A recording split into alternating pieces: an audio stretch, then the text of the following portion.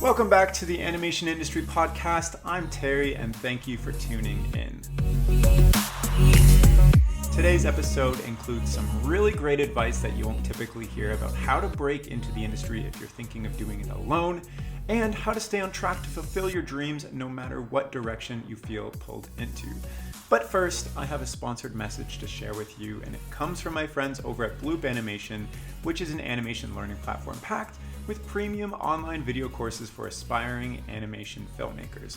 They have courses for all major animation programs like Maya, Animate CC, Toon Boom, Blender, TVPaint, and many others, as well as some non-software courses too, like a storyboarding course, animation foundations course, and even one about making graphic novels, which covers absolutely everything you need to know from start to finish. And their courses are all in video form, so there's no deadlines or application process. You simply just pick a course and start learning in seconds. They even offer a free ebook titled Making an Animated Short, which covers their entire process step by step of how they made one of their films, from coming up with the idea to storyboarding, animation, and all the way to exporting the film. And you can get that book for free at bloopanimation.com/animationindustry. And you can check out their complete course library at bloopanimation.com/courses. Now back to today's episode. I would like to introduce you to Naseer Pasha, a Toronto-based 2D animator who is also the author of a graphic novel called Two Mistakes Too Many, and he's working on an independent short film right now called Legend, a Dragonball Tail. But besides all that, he's also worked on Netflix's Castlevania and was the animation lead on Battle Born and Extinction of the PS4 and PC. And between all that, he does an awful lot of freelance, so he has a ton of experience. So, Nas, thank you so much for joining me on the podcast today. How are you? Good, thank you. I might look a little bit distracted. I have two cats now, and they're being stupid and cute. Wait, what do you mean now? Like you didn't have them before? Well, I had a cat a year ago, and then recently I've been beckoned into accepting a second one into our life. Oh my gosh, how is that? Is it great? Is it you adjusted? I don't like to admit it, but I like it. I don't want to be those people where you meet them and they're like, "Oh, my cat, look at this picture." No. But yeah, I do like it, sort of. Okay. You're quite an accomplished animator, and you've worked on a ton of unique projects. But first, I want to talk about how you got into the industry, because you quit school after 2 years, but you're still one of the top animators in the city here. So, what was the ultimate decision factor to discontinue school for you back then? For me, it was I was only interested in learning how to work in 2D. I didn't want to do any 3D animation, and that's my program at Seneca was pushing me into a third year of 3D animation or 3D game design. And I figured, you could always come back if you felt like you wanted to further pursue education. So I decided to leave, and I had some endeavors I want to undertake, like my graphic novel, and I was just eager to get to it. So I kind of got the blessings of the school, and I took off. Nice. So when did you know that you only wanted to focus on 2D? And I'm asking because a lot of people start going to school and they're like, I want to draw comics, or I want to draw special effects. They know right away what they want to do. But then when you're in school, you're exposed to everything, and there's kind of the feeling that you should keep going and keep exposing yourself. So how did you find the confidence to know 2D was your thing and that was it? Well, I mean, even just 2D being a thing, because there's so much, there's illustration, there's layout, there's animation, there's also just stuff within the category. So for me, from the beginning, I mean, when I was a kid, I always wanted to be an animator. And then I went to York University to pursue a degree on art related. And I was close to staying in that world, but I decided to just try the animation world because it was something I always wanted to do. So while I was there, that feeling of you've always wanted to do it, just keep going with it. It was just magnified 100-fold. So it really influenced my mentality to be able to confidently choose something and stick with it. And I'm very much of the mindset, if something doesn't work out, it's not really a failure unless I let it affect me in ways it shouldn't. So if it didn't work out, I would just go do something else. And I don't like to just think about plan Bs, but I know I can put myself into having to think of a new plan A. So I made it the plan A, and I kind of just stuck with it. So it sounds like you kind of put all of your mentality and effort and everything into what you're doing at the time, rather than I'm going to do this maybe 85% and just hope that it works out, and then I have a plan B type of thing. Yeah, that's a good way to describe it. Okay. But I do like planning for Yeah. like dark days. Have you needed to do 3D animation in your career so far? So, No. I've dealt with it. Like we've dealt with 3D assets and stuff like that. And the most I've ever dealt in 3D is I designed a plastic peg bar for myself. And then I even had my friend rebuild it because he's better at it. And then we got it printed, and that's what I used to animate on paper. Wait, why wouldn't you just go with a regular peg bar then? The regular peg is the holes are custom, the Acme hole punch. So you need an Acme hole puncher to be able to punch the paper. And even if you get like the Lightfoot one that has like the regular 3-hole punch that looks like a regular hole puncher, even those like regular hole punchers aren't made the same. They're off by millimeters and stuff. So I found like a really nice one at Staples, like a hole puncher, and I built the peg based off of that. But yeah, it made it worth it. Makes sense. So how often do you do 2D like on paper animation then? Yeah, all the time. Every production I'm on, I always try to at least do one scene in 2D on paper, No even way. if it's like even if it's not for like myself, like if for my clients. But there have been occasions where like it's not the case. Like sometimes it's always only in Flash, and it doesn't help the production anyway. If anything, it'll actually slow it down if they had to just import my drawings and vectorize them and all sorts of stuff. But my freelance stuff, I almost primarily always work on paper, and then stuff that are really wide in terms of camera, I like to work digitally. But even those, I sometimes just do my roughs on paper and I scan them, and usually it ends up saving me a lot of time doing it on paper Oh because wow. I make less mistakes on paper and I can draw faster. I have more pen control and everything's in one focus. And in digital, zooming in, zooming out, stroking, undo, and it's just a matter of fighting your actual penmanship digitally than your actual ability to animate. So So what is your process then if you do it on paper? So you do it on paper first as like a pass, and then you scan it in, clean up the lines in Photoshop? what I do is like I do all my thumbs on paper. I do all my initial animation on paper. I don't do too many in betweens, but I have a lot of breakdown drawings in my style of animation, so I don't end up having that many in betweens anyway at the end. So I'll scan it, I'll time it in like TVPaint or something. And if it's looking good, if it's ready to be in between, I'll just do the in betweens digitally if I have to, if they're not that tight, and then I'll print it and I'll clean it up on paper. So I get all my favorite parts on paper and all the parts I don't like on like digitally. That's so interesting because there's like a big fear of people getting into the animation industry, at least from my classmates and stuff, that 2D on traditional paper is like dead. But you're saying that even though you do it kind of digitally, your process is to do it on paper, which is really cool. Yeah, like I definitely like to be able to utilize my best skills in the fastest way I can execute Yeah. them. So I can draw on paper faster, but there are things that you gain from doing it digitally, like your instant playback or adjusting timing. But if you, I mean, it's about knowing like where you are in your skill set. So I'm at a point where like I can rough time on paper pretty good. And then even just like my proportions got better on paper, so I don't have to worry about like control T'ing stuff Yeah. and that sort of deal. But like yeah, like definitely merging the two processes I think is good. And to the fear of 2D is dead on paper, it really isn't. Maybe it is over here a bit because of like the Toon Boom and Flash prevalence in the industry. But I mean, if you look at like all the shows that we like in anime and stuff, like whether they're animating digitally, there's always a paper step. Like they'll sometimes just do all their cleanup on paper, and a lot of their animators do still animate digitally, but like that quality of the line, like it's not always tampered with. So, from my understanding, a lot of studios will say like, okay, you need to know Toon Boom, for instance, to get a job here. Has that been a hindrance to you if you, I guess, are better on paper in like an interview or something rather than like on Toon Boom? Like, has anybody ever questioned that? No, I'll use like just be honest when it comes to that. When they see your skill and they bring you in for that reason, Yeah. usually your interview is to see if they can work with you. And if they say, "Oh well, do you know Tumu?" If you don't, just say, "I don't, but I can learn it in a week." It's not hard. Like if it's just drawing on another surface, another interface, like it's really not much different. It's just learning the program. You could probably even just do it in a day. A week's just being nice. Right. So it really just comes, I mean, it makes sense. It comes down to your actual skill and talent as an animator first and foremost. Do you Yeah, know anybody else who does this? Is this like a thing that you've just kind of picked up yourself and it's like a niche thing that you do, or are other people doing this too?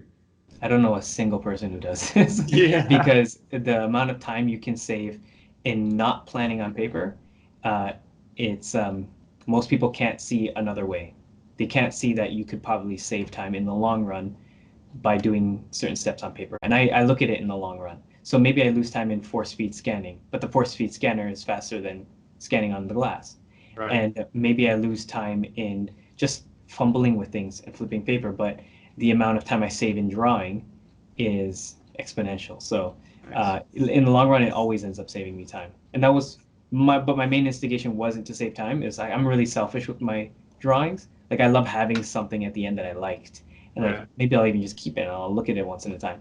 But like if it's digital, like it's like where's that file? Oh, the file. Yeah. Oh, I don't have it. It's on my Dropbox, or It's like final version to edit, whatever. Exactly. That's so funny to me. Like, I tried to animate on paper and I hated it because the process of figuring out animation for me is so rough that I'm like constantly just feeling out shapes on like Toon Boom. But then when it comes to cleanup, I hate how long it takes on Toon Boom versus how fast I can just do it with my hands. Yeah. So it's the opposite. Huh. So definitely, it feels like your in between would be like starting digitally, letting the tools augment your speed, and then like just taking a step away from it, and then finishing it all in another place. But Totally. yeah, it's pretty nice. So, okay, so let's backtrack a little bit to when you were in school. Just tell me about the time where you decided to kind of exit school and try to get into the industry and start your other projects. Like, were you scared? Were you feeling like really excited? Like, what was going through your mind as to what your future was going to hold?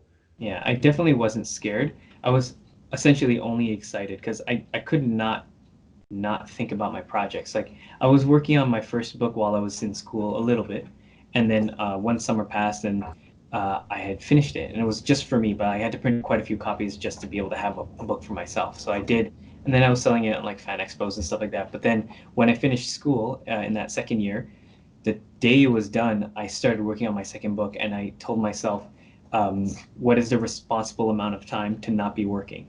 So for me, it was 6 months, and I finished the book in maybe 5.5 months, and I organized all the stuff on the back end, and it all came to plan. So then after that, I said, okay, you have to make a portfolio. And I was already so excited to make the portfolio. I started it a day before I was even finished my book. I remember just at night, all I could think about was how I was going to do it. And like if I try to look back at it, I can only remember the excitement. I don't remember ever being scared because and there was nowhere for me to go except just keep making the artwork. If people don't like it, they're not going to like it. There's nothing to be scared about. You just have to wait. If it's not good enough, it will become good enough once you're good enough. So yeah, after just kind of planning out, like I mentioned, like I do like planning quite a bit, Yeah, it sounds like it. but I do like planning for the long run though, not just the short term. Mostly for the long run, and those are all long-term plans. And for me, like I mentioned to you once that I felt like I cheated when I got in the industry. It felt really weird, like because my planning was planning for rejection. I was planning to. I wasn't. I didn't finish school, so like I was a year out of school earlier than my peers. So it's not like I'm doing this all together. We're not all looking for like workshops and information sessions and all this sort of like industry nights and all that sort of stuff together. So I'm here making a portfolio and I'm thinking, okay, well, what's going to happen is I'm going to start applying with this. I've been applying for months. It's probably going to be even a year. I'm going to be getting rejected from place to place. And then finally, I'm going to settle for like an internship or something. And that'll be like my entrance to this world. And I was willing to do it because at that age, with like it was financially responsible to do that and to not just be looking, oh, just get the first thing that pays you because it could be somewhere else. It might not even be in the industry that you're thinking of. But I felt like I cheated because the day I finished my portfolio, the next day I had an interview, and then the day after that, I think I got another interview, and then by the end of the week, I had a job. And I wasn't ready for that. I thought like this, not how it's supposed to work. You're supposed to suffer for a little longer. And I'm used to always having to go through a lot of hard work to get what I want. So it was a very strange thing to me because that was essentially me saying, this is the type of life that I want. So if that's going to be the type of life you want, you imagine it's going to be the hardest thing to overcome to just get into the door. But I mean, I'm very thankful that it wasn't. But I mean, if you have a good portfolio, that's usually what will get you past a lot of those barriers.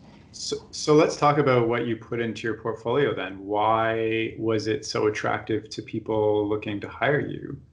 I thought about that a few times, and it's strange because we're not really like focused on like anime and comics and stuff like that in the Canadian animation scene, right? Like we get that terrible and mostly true stigma that we only do kids shows and service work and that sort of stuff.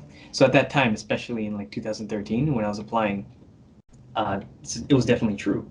And my portfolio was nothing but anime. Like I created this world about the Monkey King, but I made it kind of related to Dragon Ball Z, and I did like my own sort of designs on it.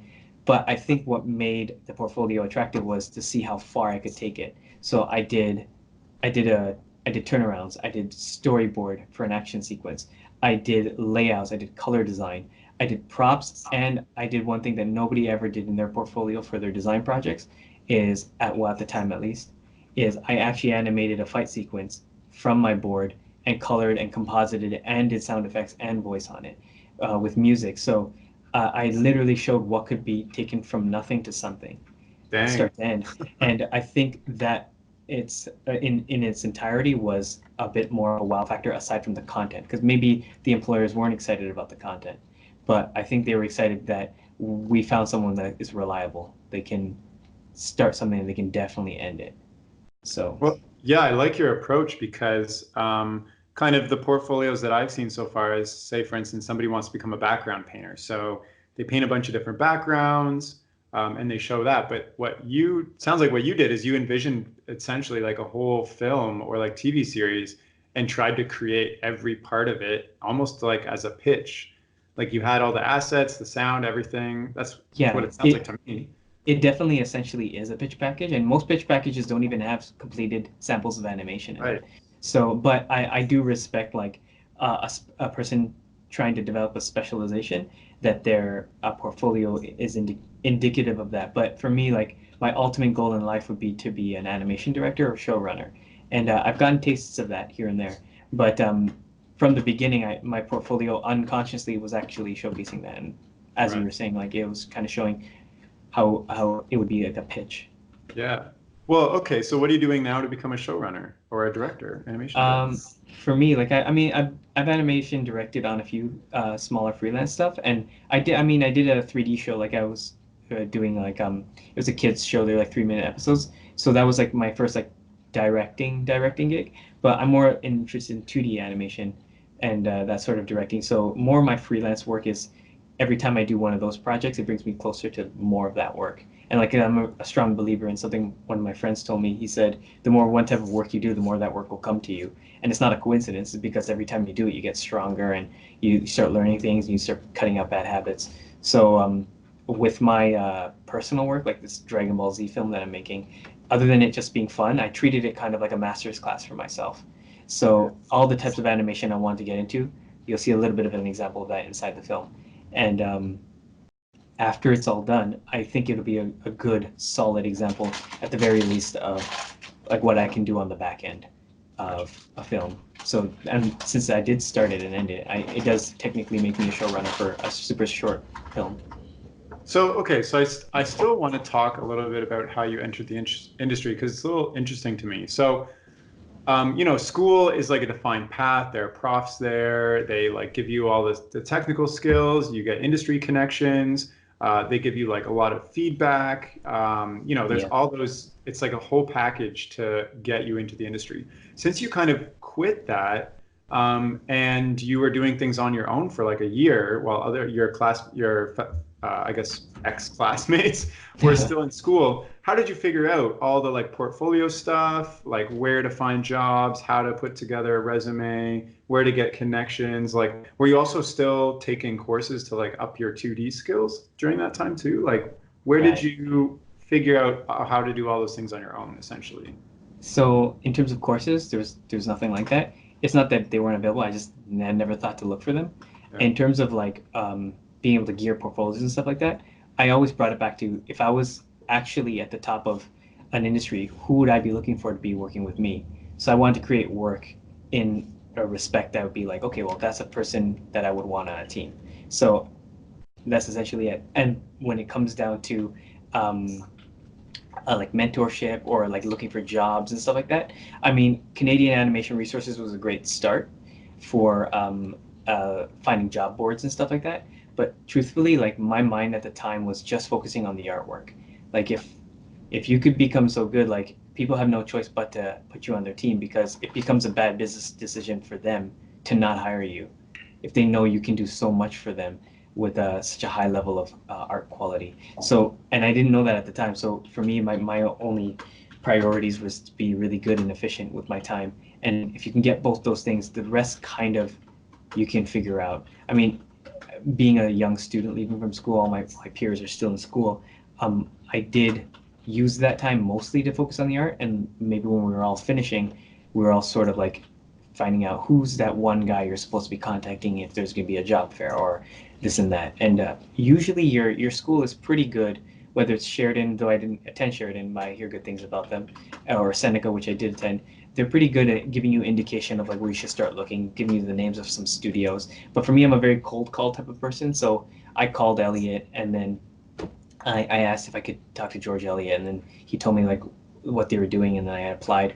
I called like Guru. I did all these sorts of stuff. I did maybe more than I should have. Like I remember my sister, she was really great with interviews and resumes and all that sort of stuff. Very professional. She's like, Nasser, what are you gonna wear on the day you go in? And I said, well, I'm gonna be wearing what you see me wearing right now. And she said, you're kidding me. Please put on a suit. I'm like, you're no. You don't understand how this industry is. People don't wear suits. She's like, no, professionalism isn't excusable just because of the job. She had a friend at the time who she kept badgering him to wear a tie to an interview, and he's going to be getting a job in a factory. And eventually he got the job. And then he said to his boss, he's like, I was always curious, well, why did you pick me out of those other guys? They had more experience. And the guy said, it's because you were wearing a tie. And then, so she always used that anecdote to me to be like, please just look right. So I got like this cheap suit from like some Chinese website, and I looked all right. And then I walked into my first interview, which was at a studio, and then I didn't accept that job. And then when I went to Elliot, and I did get the job, I remember when I finally came in, the receptionist, she's like, "Oh, you're here to see George and stuff." I'm like, "Yeah." So then I get inside, they're like, "Hey, I remember you. You're the guy who wore that suit."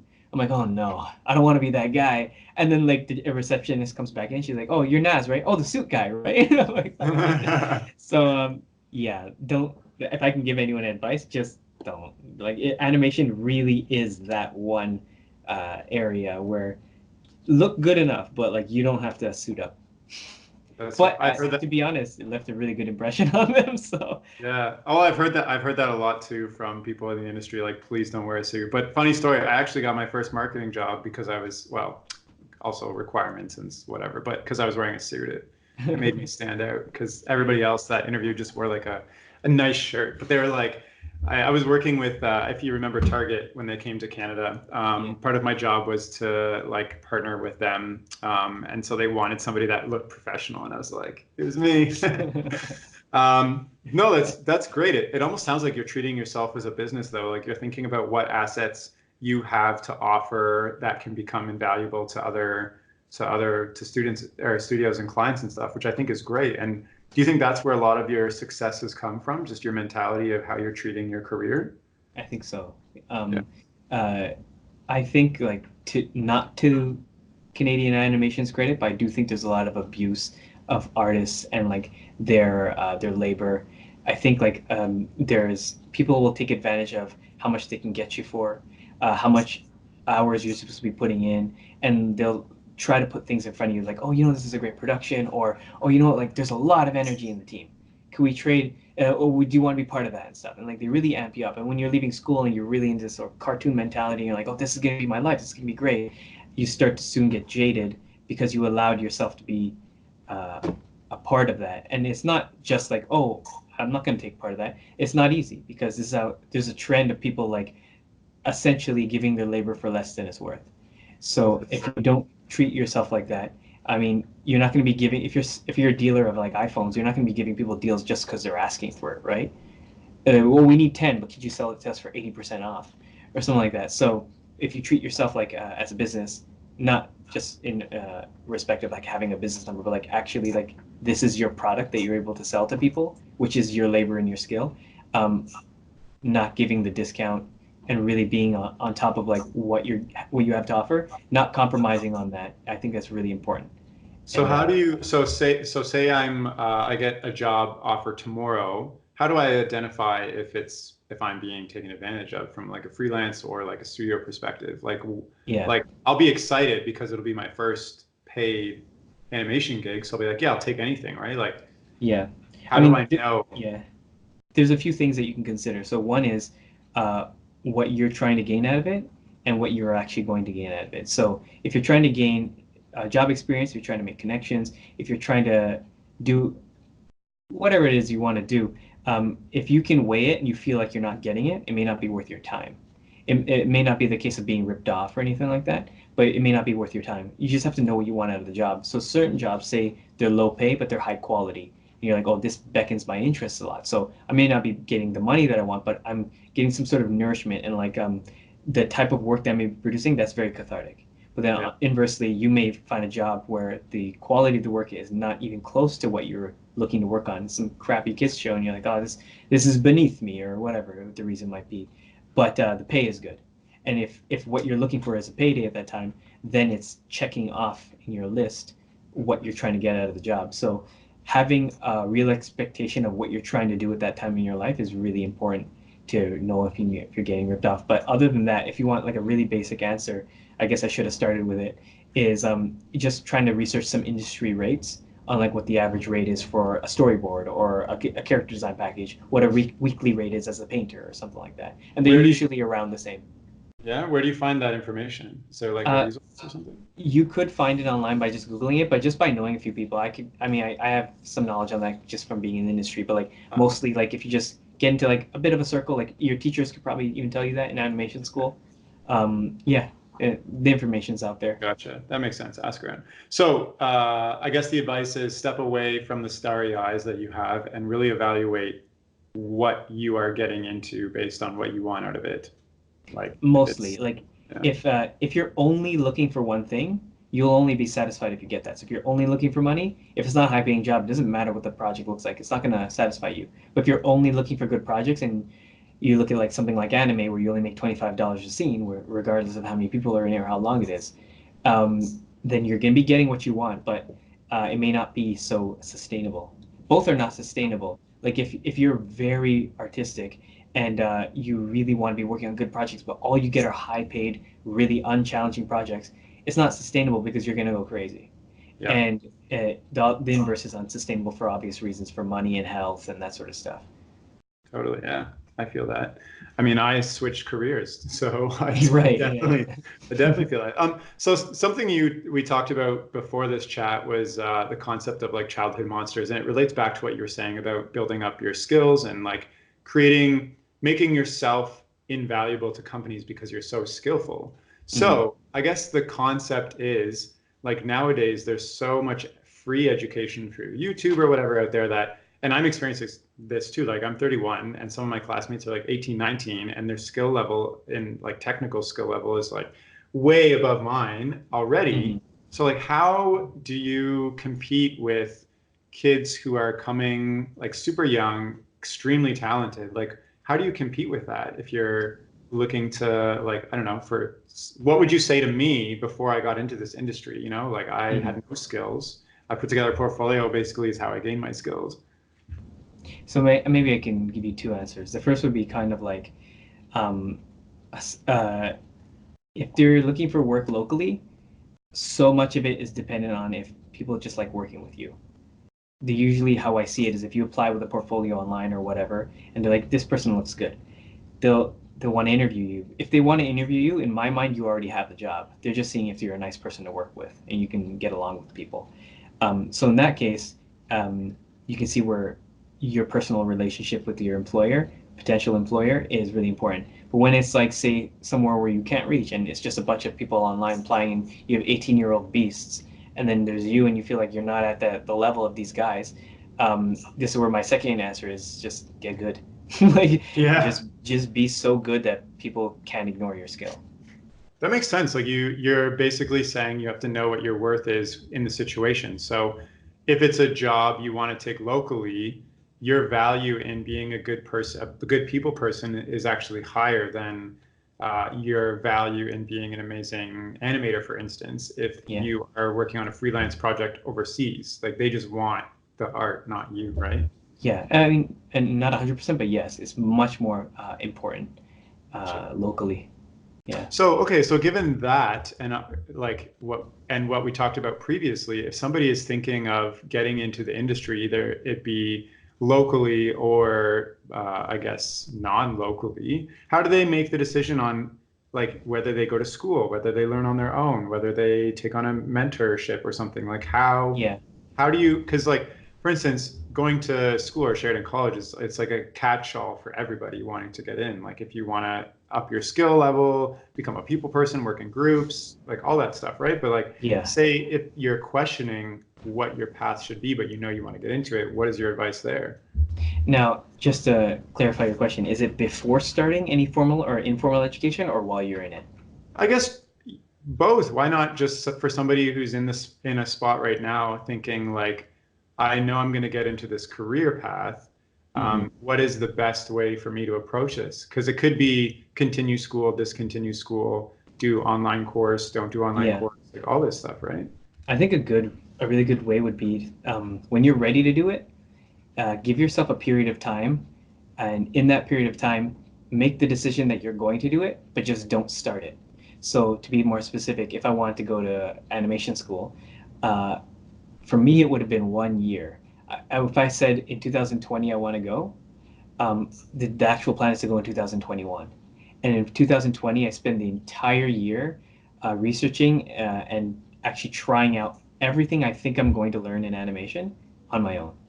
And whether it's through online courses or just through friends, or there's like a lot of Discord groups now where like people to just a lot of artists collectively share work and stuff like that.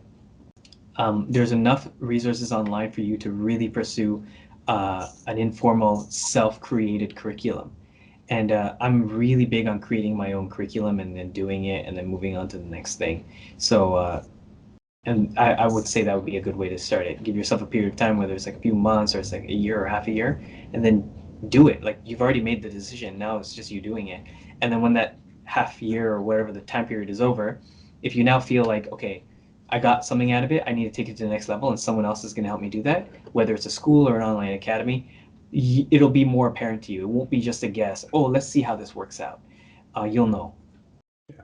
Okay, that makes sense. I like that of like because if you don't give yourself a time limit, you could get caught up in a cycle of just going on forever or not even Yeah. starting, I guess. So, okay, Yeah. so what do you say to, for instance, like Sheridan has a small acceptance rate. I think it's like 10%, Yeah. which means a lot of people don't get in on their first try, and many people spend a couple of years trying to get in, right? So say for instance you set yourself that 6 month time period, you put together your portfolio, you learn everything, you don't get into school, for instance, should you keep going on? Like do you think you could learn on your own? Like I don't know, what do you say to that?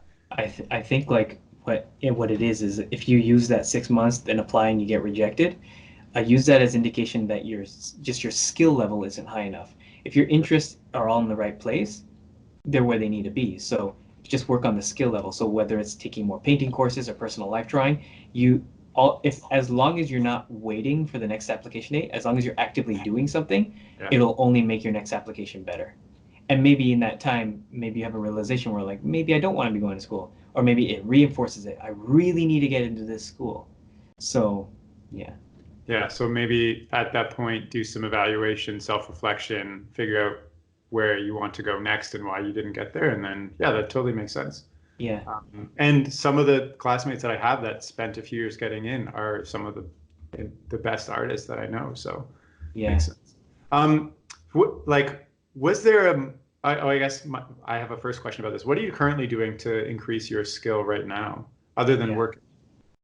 I mean, other than working, like there are other things that indirectly affect my skill, like so my ability to understand notes or being able to take direction. Maybe that comes from my interest in doing research. So like when I was like in school and I was like studying critical theory or like globalization or whatever it was, my ability to gather material, digest it, compartmentalize information to find out where it'd be useful. That's 100% augmenting what I do right now. So bringing that, say, to a production standpoint, being able to actually deal with things on the back end, like dealing with assets, dealing with actual file types, renaming things, using days just for reference and study, using days to categorize information, making spreadsheets and all this sort of stuff. Like it definitely is really important, and it's the part that nobody likes to really focus on, and they end up doing it by consequence, not by planning. So definitely to increase my skill, other than just like maybe working on this film, which is kind of like I mentioned, like a master class for myself, I'm constantly studying like animated stuff that I like. I used to watch Ranma a lot in the morning, and when me and my wife were watching it, like I keep pausing it. I'm like, oh wait, just one more time, and I would watch how they use like 5 frames to do like a head pop or something like that, and I was constantly doing it, and then like, but I wasn't drawing or taking notes. I just kept rewinding and watching, and I didn't realize how much it was actually affecting me. Because for me, that was just fun. But one day, my friend Jeremy says, "Hey, you know your a lot of your new Dragon Ball stuff is looking like very like Ranma-ish." And he showed me like this one GIF of a scene that he liked. He's like, "This is reminding me of your work recently." I'm like, "I can't believe you said that. This is so sick." So yeah, definitely studying things you like. I'm big into like the studying and the research and the gathering. But I though this isn't what you asked, I want to maybe focus for a second on.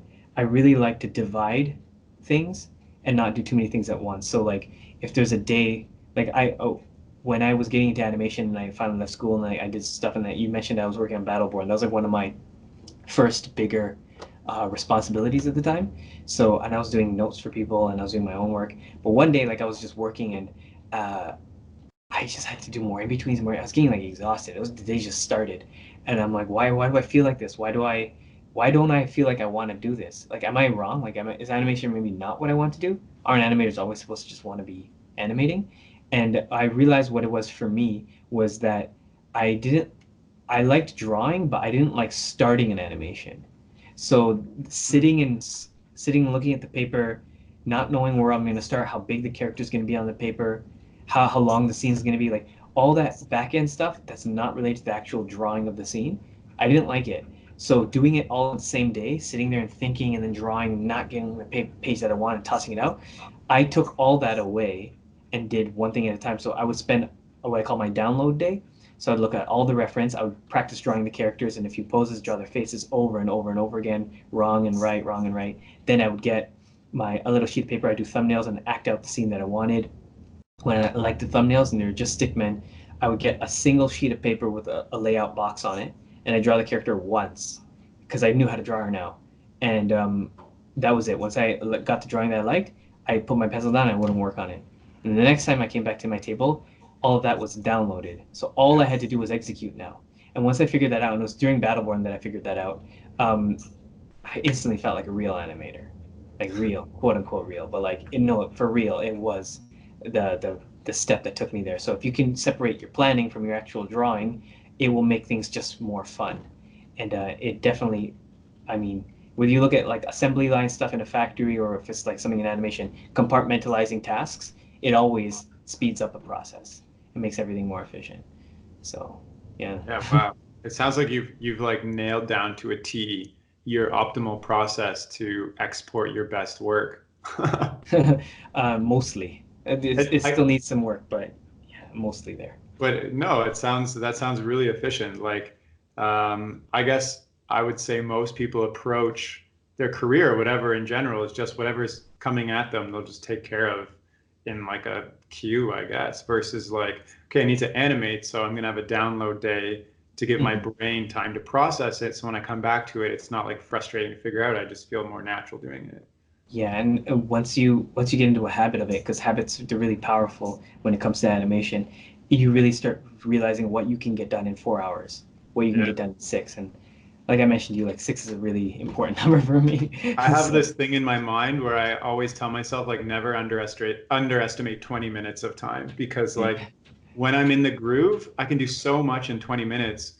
But like sometimes I'm just like sitting on the couch and I don't want to start anything and like I'm on my phone on Instagram or whatever and an hour passes and I'm like I yeah, could have done so much. yeah, and like that's part of it, right? So Yeah. like that hour of you idling and your mind drifting, that it should be put into your calculations of how long it takes to do the 20 minutes worth of Oh, for work. sure, yeah. Yeah. Well, for me, I've realized that the hardest part of anything for me is just starting something, because as soon as 5 minutes passes, I can get in the groove and it's all fine. Yeah. It's just like the mental block of like walking in the door or like getting groceries and putting them down to actually switching mindset and starting.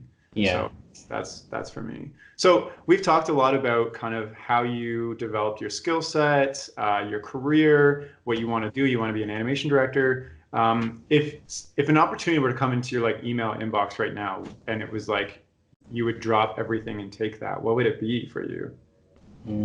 Because you're already working on your short film, which already sounds like Yeah. kind of your dream. You're doing a lot of freelance right now, and you're working full time. So It's hard to say because for me, like, I haven't like I've been trying more like recently, like over the last year, to get my interest outside of just drawing because I've mainly always only been about drawing, and there were other things that I like. I just wasn't giving them enough time. So like, just because I'm becoming the best artist I can be, does that make me the best friend I can be, or the best son or husband, or like all sorts of stuff. So, I started to like value those, and honestly, I cannot think of a single thing, whether it's as cool as Spider-Verse or as awesome as Kill la Kill. Like, um, I'm making something for myself that I've always wanted to, and that's yeah. really important to me. Like, I've had to actually recently turn down a few positions. They're attractive positions, but it's because no matter how much that project is worth to me, it's not cooler to me than what I'm doing for myself. And if I can already have a day job that's getting me the money that I need, and I don't want. There's always gonna be a time to make money in my life, you know. Like, but you can't offer me a project that's more interesting to me than the one I'm working on right now. So wait, let's talk about this, because I am kind of facing this a little bit. Like I'm back in school, but I did a project over the summer that is getting a lot of attention, and like people are asking for it to be continued, and I really want to, but it's like not part of my plan right now. So Yeah. I feel like my plan is like go to school, like develop the connections, develop my skill, like keep Hmm. these projects on the side. But like it would also be amazing to just kind of drop everything, work on these other opportunities, and like see where that goes. So I'm also very like I have every like my calendar, everything is like planned. I have like next 6 months in my mind planned out, and like I always stick to that because I wanted to talk to you about spontaneity a little bit, like Yeah. which is why I asked that question. And you said you gave up some really good opportunities because they didn't fit in the mindset of what you're working in currently that you're enjoying.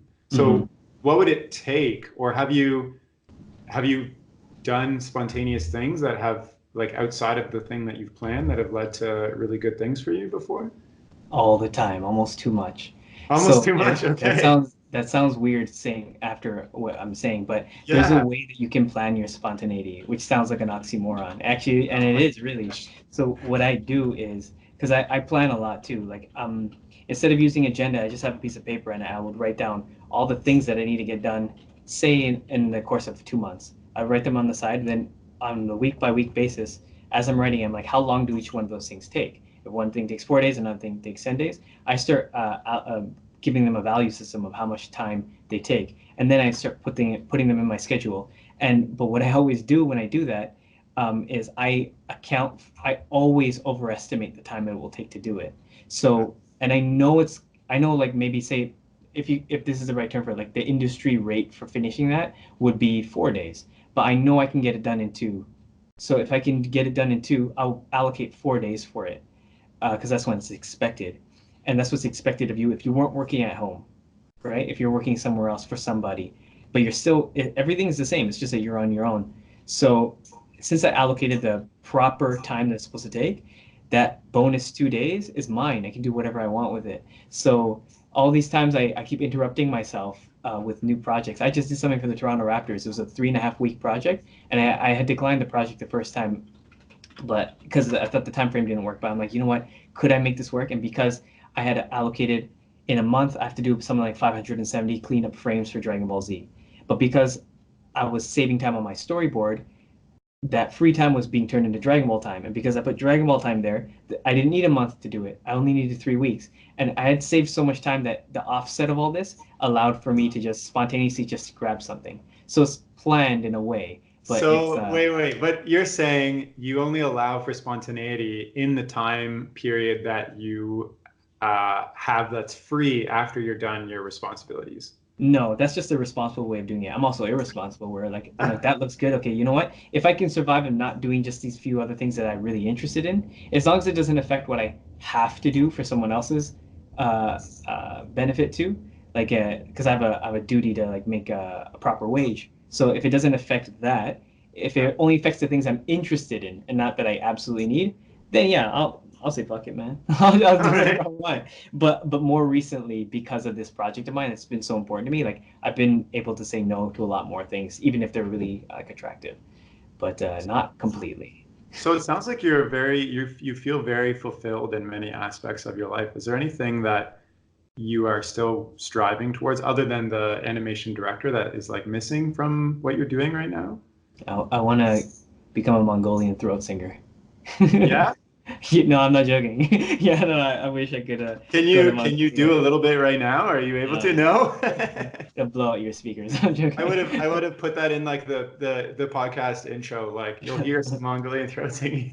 That's awesome. How I'm where very did that come interested in from? Is this like it. a Well, I've always like been interested in like singing from like tuba and stuff like that. And like I was watching a movie called Dororo once with my wife, and it was like it was about like the samurai named Hyakimaru. And at the beginning, there was just this really weird song, and I liked it a lot. I'm like, wait, what is that called? Like I really like that type of music because I've heard like bits and pieces of this growing up, and it wasn't even from like Mongolia, but like I found out it was this tuba band called Hunhor too, and when I looked them up, and all their stuff was like that. And then all of Mongolian and tuba music all sound the same. It sounded like they're sung by one person, but like I loved it. I loved it so much, and it wasn't just an obsession. Like I felt like no, this has to become a part of my life. So at one point in my life, I'm gonna be going out to those plains and like going into the Gobi Desert or something. Oh my goodness, amazing. That's so fun.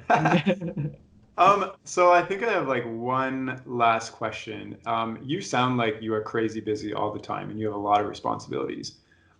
This is something that kind of like resonates for me because like I also am in a similar situation.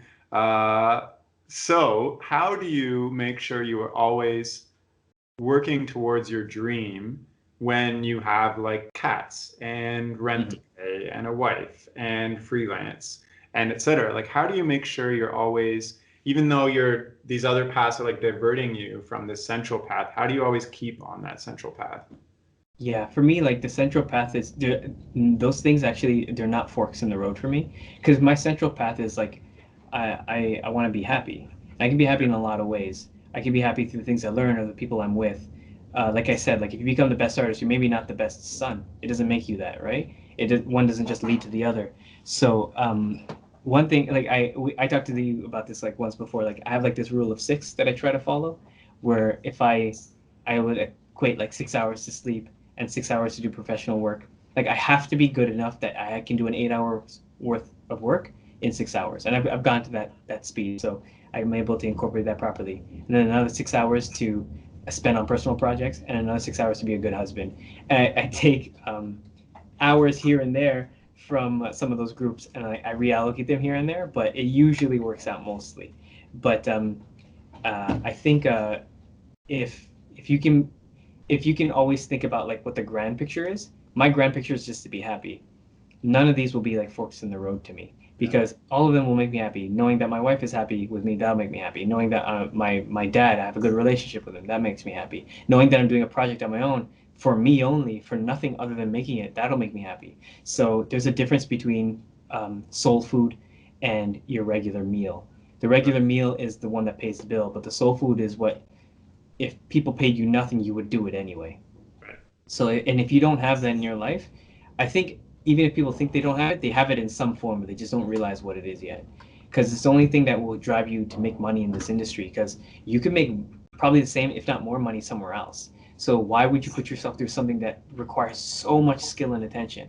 So yeah, like to stay on the path to answer your question properly is I just try to evaluate what things are worth to me, and usually at the time, if they're worth something to me, like they tend to always be that valuable to me going in the long run. So keep not losing track of that and not exhausting yourself on any one task. So like for example, I did say I try to spend 6 hours on my personal project, but I don't spend 6 hours.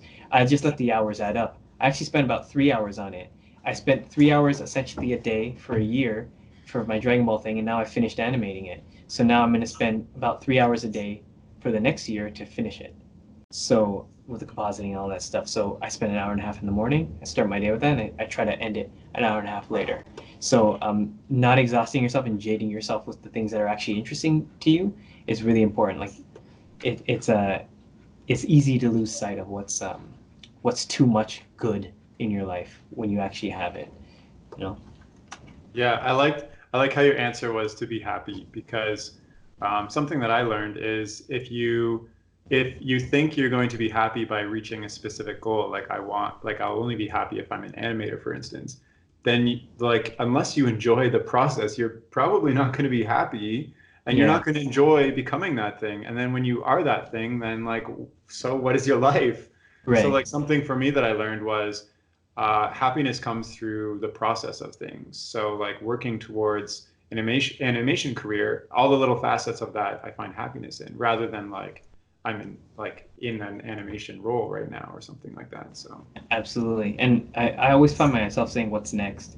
You know, like if I once I finish the film, I'm like, well, what's next? What am I gonna do next? Like I usually have indication of what I want to do next, but like when you find yourself not asking that anymore, like maybe it's time to like switch gears. yeah. So but yeah, there's not really much more to say than that. No, I agree. That's what happened to me in my business career when I reached a point where I kept asking what's next, and what's next didn't really make me feel fulfilled in my mind when I imagined myself progressing in this area. Uh, hmm that really enabled me to reflect and figure out what I wanted to do with my life. So Yeah, I think like also like success is a word people always bring up in animation. It's like, oh, you're successful, but like success to one person is not the same to another, right? That's so oh, obvious to say, but like if you really try to figure out what your version of success is, whether it's like being able to spend enough time with your friends and family and then doing your own work, or just making a lot of money, like you'll find it once you're able to actually name it. yeah, and I think it's really tough in a creative career too, because you're always comparing yourself just at the lowest level of like skill that you have or like where you are and stuff like that. Like I find that a lot of people struggle with comparing their hmm art even when their version of success is, I don't know, doing beautiful backgrounds versus animation even. Yeah, So yeah, absolutely. cool. Well, is there anything else you'd like to share or talk about today? Um, I'm more interested in what you have to say. So like, I'll answer anything you have in Well, mind. I kind of asked all the questions I wanted to ask. Do you want to talk about some of the processes of like Castlevania specifics or like some of the projects that people might know of, some of the like quirky things that happen in those? There's not too much to say. And also like I don't know what I'm allowed to say because like I don't want to like put Okay. like either like an incorrect impression of any studios or people involved. But like Yeah. I mean to give you an overall sort of feel like what Castlevania was like, I was just doing some storyboards on season two. I didn't have enough availability to do more work, but their quality of drawing was so good in the boards. Like I couldn't believe it. And then I was like, okay, I gotta match this. So I did my stuff, and the first note I got back was your drawing quality is too high and it's causing problems Oh because no. you're drawing very good, but you're drawing them off model. And because the drawings are so tight, when this gets to Korea, they're just going to look at your drawing and trace it, and they're going to trace it off model. So you have to loosen up. And I'm like, okay, how am I going to do this? I kept just studying like what they were doing, and I realized sort of shortcuts they were taking. And then I was doing some of my stuff, and again, it was still looking a little tight. But then there was this one drawing I did of this girl called Carmila, and then they circled it like this one. This is it. I'm like, okay, that's my range. And then like I again like I kept taking like those little freelance things the what made them attractive to me is like I know I'm going to gain something out of this. So being able to work with those particular directors and in that style, I knew that was going to be much more valuable to me than the money I was going to be getting out of it, and the pay was fair too. So I learned from them like how to really get good drawings while still loosening up and keeping the quality high. And it's influenced how I work on a lot of other stuff now too. And I also animated a bit on Castlevania for season two, like a year later. But again, it wasn't too much. But I remember doing that, and I had to animate. His name's Simon Belmont, I think. Uh, I had to animate his chain. He has like this whip that's made out of chain, and I'm like, how am I gonna animate this? Like this, like so I started like referencing chains and stuff like that, and then I started looking at how like all the other guys were doing on it, like Patrick Sanders or like my friend Gus, and I'm like, these guys are getting in their first pass. Like, this is crazy. So like, I really had to like try to figure out how to do this. And like my first pass, like I remember when I handed it in, like the boards for the action sequences are specifically loose because it's just about getting the poses down. Forget about face steal and all that sort of stuff. So it's proportion and pose.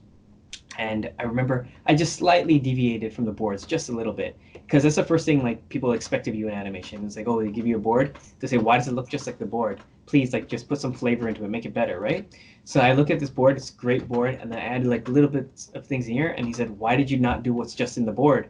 It was perfect. Just follow the board. And he said it in a nice way because like the choreograph, they knew exactly what they wanted. So like I had added like a type of like an antic to like a chain grab or something like this, and like the way he wrapped it around his arm and pulled it around, and then I had done it internally 6 more times before I handed it in even once more because it wasn't good enough to me. I'm like, I know they're not gonna like it like this.